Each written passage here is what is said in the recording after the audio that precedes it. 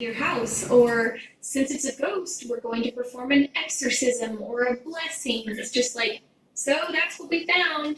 And yeah, okay, that's that. And then hilariously, every episode ends with an infographic of the house they just went to, and then the words, case closed, even though nothing could be farther from the truth. So that's the formula. Most of these episodes are very by the numbers, and once you start to notice the patterns, it makes them exponentially funnier to watch. Like the epilogue, where they've clearly been fed a script and usually reuse the same phrases. Catherine seems at peace with our team's findings. Nick seems at ease with our team's findings. With the information that Brian gave me, I feel very comfortable. Ed seems comfortable with the team's findings. I am comfortable in this building. Cindy, Jacques, and the boys seem to be comfortable with our findings. I'm very comfortable. I feel comfortable. He's pulling her tail. More comfortable now than we did before. I'm feeling a lot more comfortable, but it's almost more fun in the rare episodes where they deviate from the norm. Like, amidst all these episodes of buildings with no interesting backstory to go off of, they suddenly discover that this one guy's office building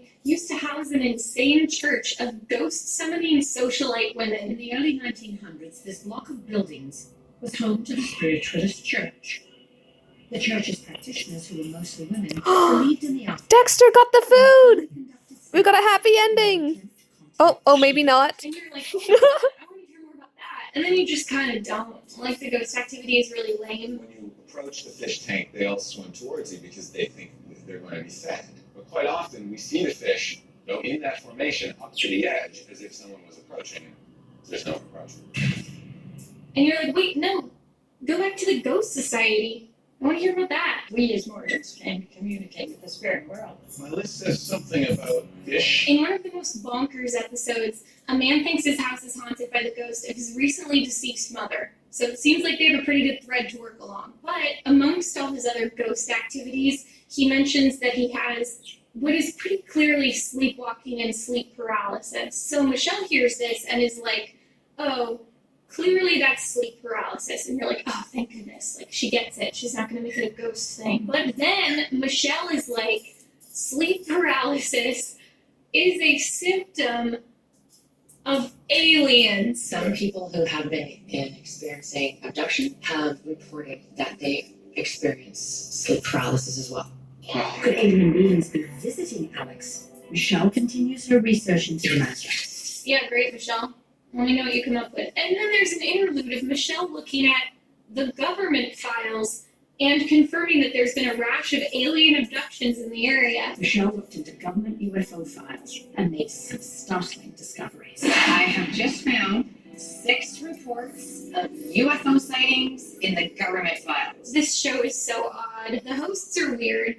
Michelle is the most natural as a TV host, but it's not framed around her for whatever reason. I don't understand how she got relegated to Ghost Hunter when that doesn't seem to be a thing she's particularly interested in. Nadine Mercy seems like she's just frantically grasping at straws the entire time she's on camera. I'm sorry. Headstone. Lady's funeral. She's here now. Wasn't my choice. She says forgive me. I'm sorry.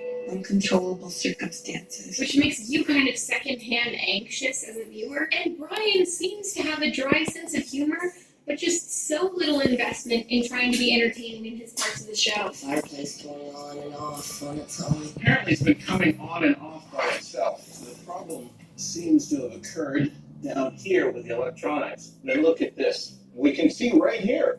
The wires are loose. This is an easy fix. Sometimes he'll even straight up accuse the clients of sleepwalking or lying, which usually makes them angry and just makes everything really uncomfortable. This is busted.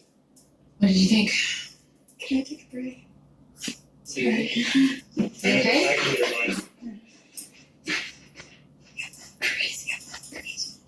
On top of that, none of the 3 hosts' paths ever cross. They always visit the house at different times, and we never see them interact. It might have been less awkward if the producers did some kind of Queer Eye setup, where they, like, built them a fake clubhouse, like, imply they're sitting around together in their free time, sipping mimosas and waiting for the next